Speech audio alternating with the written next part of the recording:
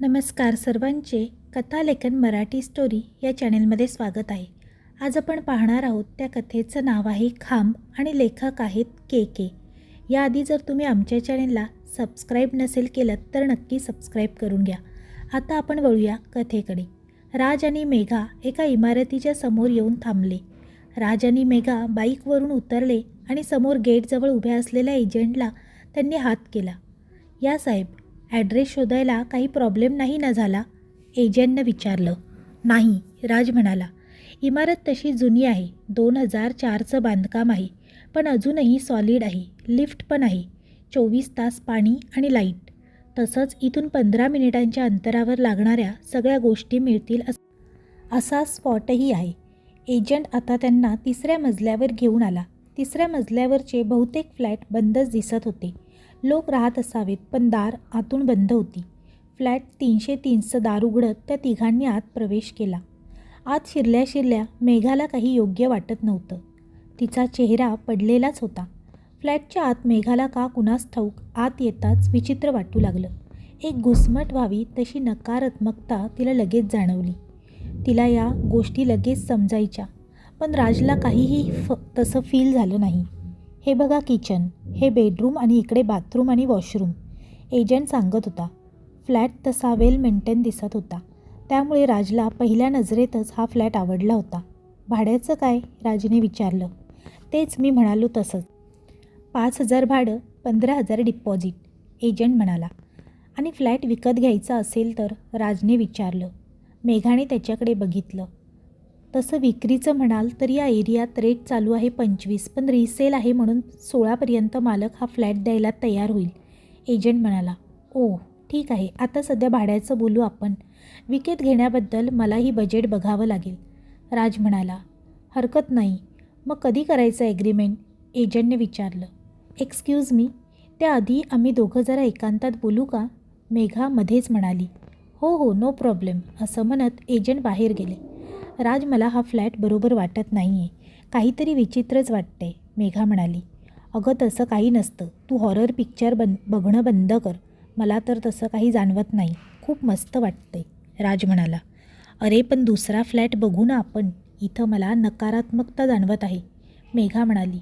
अगं मला एक सांग, बाकी आपण गेली 1 महिना फ्लॅट बघतोय. आपल्या बजेटमध्ये एक तरी फ्लॅट आहे का? त्यात यावर्षीही पगारवाढीची शक्यता मावळली आहे. कंपनी लॉसमध्ये आहे माझी. आणि आपण सध्या जिथे राहतोय तिथे किती प्रॉब्लेम आहेत.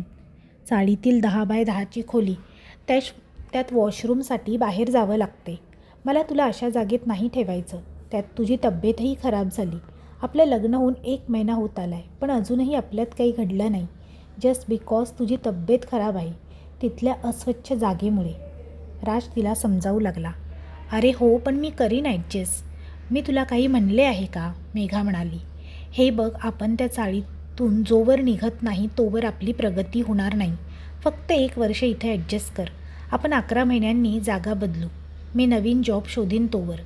पण मी त्या चाळीत नाही राहू शकत, प्लीज, तो मेघाला समजावत म्हणाला. शेवटी मनावर दगड ठेवत मेघाने होकार दिला. एजंट आत आला. कांबळेसाहेब, ॲग्रीमेंट उद्याच करू.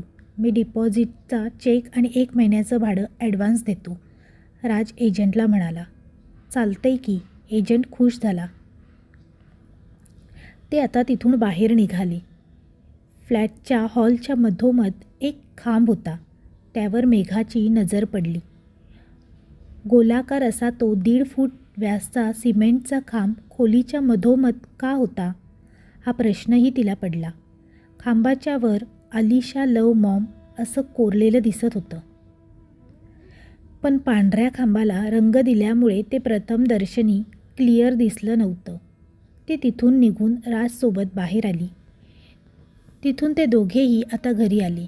राजने पैशाची सोय करून दुसऱ्या दिवशी ॲग्रीमेंटही फायनल केलं. चाळीतला संसार उचलून आता ते तळेगावला असलेल्या त्या फ्लॅटमध्ये दोघेही राहायला गेले. रात्रीपर्यंत आवराआवरी करण्यातच त्यांचा वेळ गेला होता. दोघेही थकले होते, त्यामुळे तसेच झोपी गेले. दुसऱ्या दिवशी सकाळी राजला जाग आली तेव्हा मेघा किचनमध्ये असावी, कारण किचनमधून बोलण्याचा आवाज येत होता. डोळे चोळत तो उठला आणि बेडरूमच्या दारापर्यंत येऊन पोचला. एकात खोलीला लागून असलेल्या बाथरूमचं दार उघडून मेघा डोक्याला टॉवेल बांधून बाहेर येताना त्याला दिसली. तू इथे आहेस? मग किचनमध्ये कोण बोलत होतं? त्याने कान किचनच्या दिशेला टवकारले. आता किचनमधून कसलाही आवाज ऐकू येत नव्हता. काय झालं? तिने चमत्कारिकरित्या त्याच्याकडे बघितलं. नाही, काही नाही. असंच झोपेत होतो ना मी, म्हणून मला आवाज ऐकू आला. तिनेही फार विचार केला नाही आणि ती किचनमध्ये गेली. स्वयंपाक करून तिने त्याचा डबा भरला. तो बाथरूममध्ये आंघोळ करत होता. दारावर कोणीतरी नॉक केलं. आलो आलो, त्याने आतूनच आवाज दिला. पण त्यानंतर कोणीतरी पुन्हा नॉक केलं. अगं हो ना, आलोच बाहेर, राज म्हणाला. त्याला वाटत होतं की बाहेरून मेघा दार वाजवत आहे, पण बाहेरून कोणीतरी नॉक करतच होतं. तो बाथरूममधून बाहेर आला. बाहेर कोणीही नव्हतं. मेघा, हे काय आहे? किती वेळा नॉक करतेस दारावर? तो किचनमध्ये येत मेघाला म्हणाला. मी? अहो, मी तर किचनमधून हललेही नाही, ती म्हणाली. तो विचारात पडला आणि तसाच आवरायला निघून गेला. आत्तापर्यंत 2 वेळा त्याला असे भास झाले होते. आवरून तो बाहेर आला आणि डबा घेऊन निघाला. तो दाराच्या बाहेर गेला आणि त्याला बाय करायला म्हणून ती दारात आली होती. मेघा दारातही आली होती. तो लिफ्टने खाली निघून गेला. आयशा, तू इथे कधी आलीस? अचानक मागून आवाज आला. तिला बघून कोणीतरी असे म्हणाले. त्याबरोबर तिने मागे वळून पाहिलं. समोरच्या फ्लॅटच्या दारात उभी राहून एक म्हातारी बाई तिच्याकडे बघत असे बोलत होती. पांढरे केस, अस्ताव्यस्त झालेली साडी, चेहऱ्यावर वेडावल्यासारखे हावभाव. मेघाला काहीच कळालं नाही. आजी, तू परत बाहेर आलीस? चल चल, लगेच आतमध्ये चल. आत चल आणि औषध घे लगेच. मागून एक तरुण बाहेर येत त्या म्हातारीला घेऊन जाऊ लागला. आयशा, येते ग, परत भेटूच, म्हातारी जाता जाता मेघाला म्हणाली. मेघा आत आली. राज दिवसभर कामात बिझी होता, त्यामुळे मेघाला कॉल करायला त्याला जमलंच नव्हतं. संध्याकाळी 8ला तो घरी आला. मेघाने दार उघडून त्याला चहा आणि पाणी दिलं. कसा गेला आजचा दिवस नवीन घरात? त्याने विचारलं. मस्त गेला. तू म्हणालेलास ना हळूहळू रुळशील, तशी मी आज रुळले घरात. मेघा खूप जास्त खुश दिसत होती. आज राजला वेगळंच वाटत होतं. तिने जेवायलाही आज छानसा गाजरचा हलवा केला होता. रात्री जेवण झालं. थकल्यामुळे त्याला लगेच झोप लागली. मध्यरात्री बाहेर ढगांच्या गडगडाटामुळे त्याला जाग आली आणि त्याने डोळे उघडले. बाजूला मेघा नव्हती. तो उठून बसला आणि बेडरूममधून बाहेर आला. हॉलमध्ये त्याला त्या खांबाच्या समोर मेघा मांडी घालून बसलेली दिसत होती. खांबाकडे बघत ती कोणाशी तरी बोलत होती, पण तिच्या आसपास तर कोणीच नव्हतं. मुख्य म्हणजे ती अरेबिक भाषेत बोलत होती. खांबाकडे बघून ती अरेबीच भाषेत बडबड करत होती. अरेबीच. हिला इंग्लिश, हिंदी, मराठी सोडलं तर बाकी कोणती भाषा येत नाही आणि सरळ अरेबिक भाषेत बोलते. हे बघून राजचं डोकंच बधीर झालं. अंगावर सरसरून काटा आला. आता ती मराठीत बोलू लागली. अलिशा बेटा, असं नाही करायचं. आम्ही तुझ्याशी बोलणारच नाही, जा, असं म्हणत ती आता खांबाकडे पाठ वळवून बसली. तिच्या खांद्यावर सोडलेले मोकळे केस आपोआप बाजूला झाले आणि जणू कोणीतरी तिच्या खांद्यावर टेकावं तसं तिचा खांदा खाली गेला आणि मेघा हसायला लागली. तिचं हसणंही खूपच वेगळं होतं. मेघा, राज ओरडला, पण मेघाने लक्षच दिलं नाही. अलिशा, आता तू आराम कर, रात्र खूप झाली आहे ना, मेघा त्या खांबाकडे बघून म्हणाली आणि खांबाकडे वळली. राजचं अंग थरथरत होतं. हे नक्की काय झालंय मेघाला? मेघा उठून उभी राहिली आणि राजच्या अगदी बाजूने त्याच्याकडे न बघताच हसत हसत बेडरूममध्ये निघून गेली. राजचे हातपाय भीतीने गारटले होते. तो बेडरूममध्ये आला. ती अंगावर चादर घेऊन झोपली होती. राज ही बाजूला येऊन आडवा झाला. ती गाढ झोपून गेली, पण राज मात्र भीतीने कावराबावरा झालेला. इथं काहीतरी जाणवतंय, नकारात्मकता. ते आता त्याला पटलं होतं. तिचं बोलणं आता त्याला पटलं होतं. पहाटे त्याचा डोळा लागला. सकाळी 7ला त्याला जाग आली. बाजूला मेघा नव्हती. तो रात्रीच्या घटनेने पुन्हा घाबरला होता. तो उठून बाहेर आला तर ती किचनमध्ये होती. त्याने आत डोकावलं तर मेघा स्वयंपाक करत होती. तिने मागे वळून त्याच्याकडे पाहिलं, बघितलं आणि म्हणाली, उठलात तुम्ही? आवरून घ्या, मी नाश्ता बनवते आणि डबा तयार आहे, ती म्हणाली. ती असं वागत होती की काही झालंच नाही. काल रात्री तो बिथरलेला होता. आंघोळ करायला म्हणून तो बाथरूममध्ये गेला. आंघोळ करता करता त्याला दारावर पुन्हा कोणीतरी नॉक केल्याचं ऐकू आलं आणि त्याच्या काळजात धस झालं. त्याने नळ बंद केला आणि तो दाराजवळ दबा धरून बसला. पुन्हा पुन्हा नॉक झालं आणि त्याने दार उघडून बाहेर पाहिलं तर बाहेर कोणीच नव्हतं. फक्त जमिनीवर पडलेली एक छोटीशी बाहुली त्याला दिसत होती. बाहुलीचे मळकट कपडे, धुळीने चिकट झालेले केस आणि फुटलेला डोळा सगळंच बघून त्याच्या काळजाचं पाणी पाणी झालं. घरात बाहुली येण्याचं कारण नव्हतं, कारण घरात कोणतीच लहान मुलंही नव्हती. त्याने दार बंद केलं. काहीतरी अमानवीय प्रकार आहे हे त्याला आता समजलं होतं. आणि पुढच्या क्षणी बाहेरून एका लहान मुलीच्या हसण्याचा आवाज त्याला ऐकू आला आणि त्याच्या छातीत अगदी धस झालं. त्याने थरथरत दार उघडलं पण बाहेर कोणीच दिसलं नाही आणि आता ती बाहुलीही तिथे नव्हती. तो आवरून बाहेर आला. मेघा नॉर्मलच त्याला दिसत होती. तिने त्याला डबा दिला आणि नाश्ता करताना तो घाबरलेलाच दिसत होता. तो घरातून बाहेर निघाला. ही गोष्ट कोणाशी बोलूही शकत नव्हता. यावर उपाय काय, तो विचार करत होता. दुपार झाली. लंच टाईममध्ये त्याचा मित्र सूरज त्याच्याशी बोलू लागला आणि त्याने सूरजला सगळं प्रकरण जे काही घडलं होतं ते सर्व सांगितलं. सूरज म्हणाला, माझ्या ओळखीत एक मांत्रिक आहे. जालिम उपाय करू आपण, तू घाबरू नकोस. पण तो फक्त शनिवारीच भेटू शकेल, असं सूरज म्हणाला. म्हणजे अजून 2 दिवस कसे तरी तुला काढावे लागतील. सूरज म्हणाला, हो रे, चाळीतलं घर ही आधी त्या घरमालकाने दुसऱ्याला भाड्याने दिलंय. मी हे घर लगेच सोडूही शकत नाही आहे. राज म्हणाला, काढ कसेबसे 2 दिवस. सूरज त्याला म्हणाला. संध्याकाळी राज घरी आला. आज काय अवस्था असेल घरात याबद्दल विचार करून तो आधीच घाबरून गेलेला होता. दाराशी येत त्याला समजलं की दार लोटलेलं होतं. दार ढकलून तो आत आला आणि बेडरूमचं दार उघडून त्याने आत नजर टाकली आणि त्याचं डोकंच सुन्न झालं. नेहमी साडी नेसणारी मेघा आज काळा बुरखा आणि हिजाब घालून नमाज पडत होती. तिच्या बाजूला एक छोटी चटईही दिसत होती. मेघा, हे काय करतेयस तू, तो म्हणाला. पण तिने काहीच प्रतिसाद दिला नाही आणि ती नमाज पढत राहिली. त्याने खोलीचं दार बंद केलं आणि तो बाहेर आला. मोबाईलवर सूरजचा नंबर डायल केला. सूरज, अरे हिची अवस्था बिकट आहे. ती आता थेट नमाज पढत आहे. काय? ओह, एक काम करतो, त्या मंत्रिकाला मी फोन करतो. रिक्वेस्ट करून आज त्याला तिथेच घेऊन येतो. सूरज म्हणाला, प्लीज यार, मला खूप भीती वाटत आहे, काहीतरी कर. राज त्याला म्हणाला आणि राजने फोन ठेवून दिला.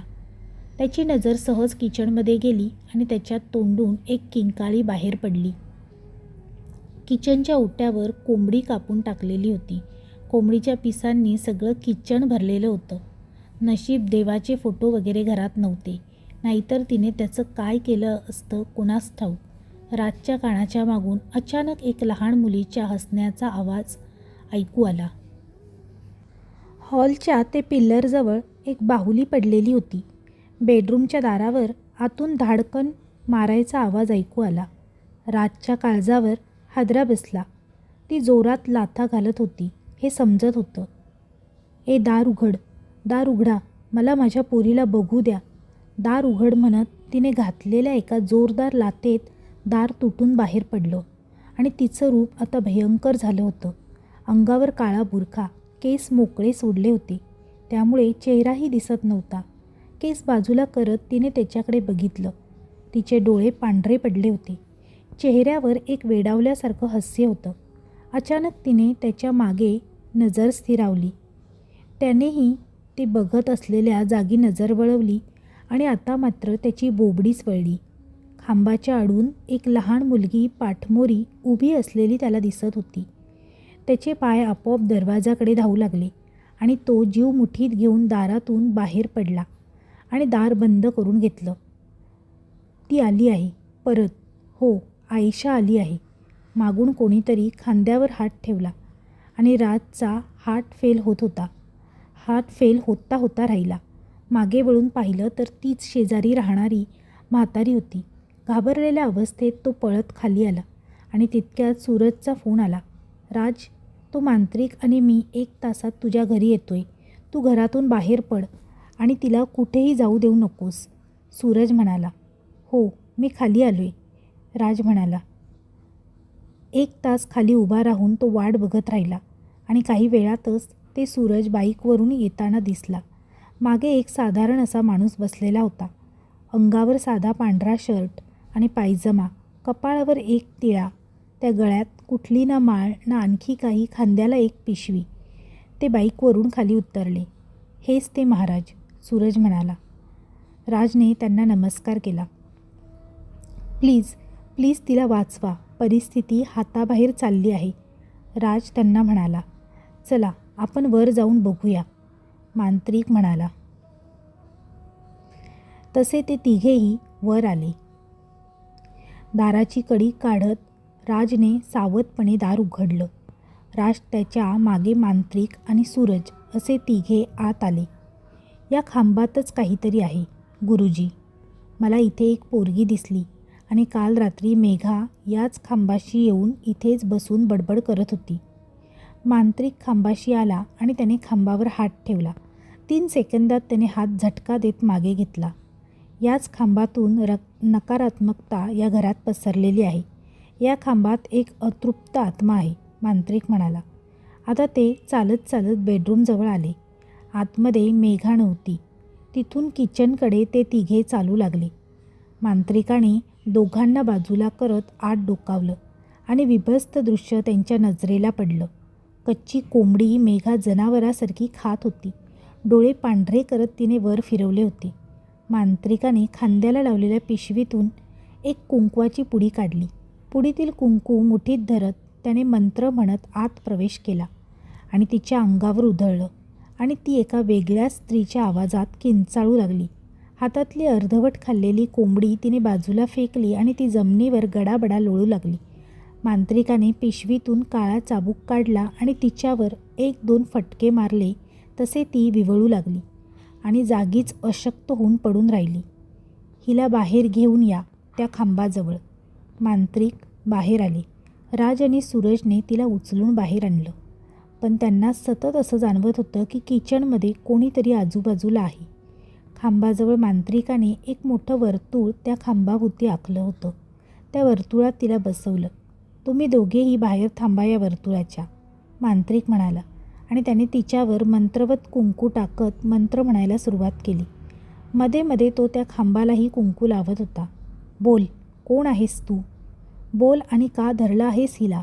मांत्रिकाने चाबूक तिच्यावर मारत विचारलं. आयशा आहे मी. मला हिचं शरीर हवं आहे. माझ्या पोरीला मला भेटायचं आहे. तिच्याजवळ राहायचं आहे मला. ती एका वेगळ्याच आवाजात बोलत होती. सोड हिचा पिच्छा, नाहीतर जाळून टाकीन तुला, असं म्हणत त्याने अजून 3 चाबूक तिच्यावर मारले. ती विवळू लागली. नाही सोडणार. आता मांत्रिक खांबाजवळ आला आणि त्याने खांबावर चाबूक मारायला सुरुवात केली आणि आता मात्र मेघा तडफडू लागली. ए, मारू नकोस माझ्या पोरीला, असं म्हणत ती ओरडू लागली आणि वर्तुळाच्या बाहेर यायचा प्रयत्न करू लागली. मांत्रिकाने आता खांबावर फटके मारणं सुरूच ठेवलं आणि मेघाच्या ओरडण्याच्या आवाजात एका लहान मुलीच्या किंचाळण्याचा स्वरही एकत्रित होऊन ऐकू येत होता. राजने खांबाकडे बघितलं आणि त्याचं डोकंच सुन्न झालं. खांबातून आता आपोआप पाणी बाहेर येत होतं. तिला नको मारूस, मी सोडते हिचं शरीर, पण पोरीला नको मारूस, मेघा म्हणाली. परत इथे यायचं नाही, कळलं का? समोरच्या खिडकीतून निघून जा कायमची, मांत्रिक म्हणाला. नाही येणार. नाही येणार, जाते मी. पुढच्या क्षणी समोर असलेल्या बंद खिडकीची काच आपोआप फुटली आणि मेघा जमिनीवर कोसळली. मांत्रिकाने त्या खांबाभोवती एक मंत्रवत असा धागा गुंडाळून घेतला आणि खांबाच्या आतून एका लहान मुलीच्या रडण्याचा आवाज आता स्पष्टपणे ऐकू येत होता. खांबाभोवती धागा गुंडाळत असताना त्याने दुसरा एक धागा मेघाच्या हातातही बांधला. आता पुढच्या क्षणी सगळं शांत झालं. आता घाबरायचं काही कारण नाही. तुमची बायको सुरक्षित आहे, मांत्रिक म्हणाला. राजने मेघाला त्या वर्तुळातून बाहेर काढलं आणि उचलून तो तिला बेडरूममध्ये घेऊन गेला. बेडरूमचं दार बंद करत तो बाहेर आला. आता काळजीचं काही कारण नाही आणि आता तुमची बायको सुरक्षित आहे. पण माझं ऐकाल तर या घरात आता इथे राहू नका. इथे एका लहान मुलीचा आणि तिच्या आईचा आत्मा भटकत आहे. कोणतीही नवविवाहित स्त्री या घरात आली तर तिला भूतबाधा होणार हे नक्की, मांत्रिक म्हणाला. खूपच अशुभ जागा आहे ही, त्यामुळे माझं ऐकाल तर लवकरात लवकर इथून बाहेर निघा, मांत्रिक त्यांना म्हणाला. मी आजच इथून निघीन, राज म्हणाला. मांत्रिक पैसे घेऊन तिथून निघून गेला. सूरज आणि राज आता खाली आले. आता काळजी करू नकोस, आता वहिनी सुरक्षित आहे. माझं ऐकशील तर आता वेळ घालवू नकोस. माझ्या बिल्डिंगमध्ये एक खोली रिकामी आहे. तू घर मालक मला कालच विचारत होता, एखादा भाडेकरू असेल तर सांग, सूरज म्हणाला. अरे पण एवढं सगळं सामान शिफ्ट करायला वेळ तर लागेलच ना, राज म्हणाला.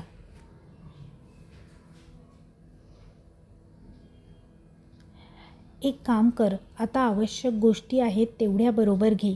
वहिनीला सोबत घेऊन त्या रूममध्ये शिफ्ट हो.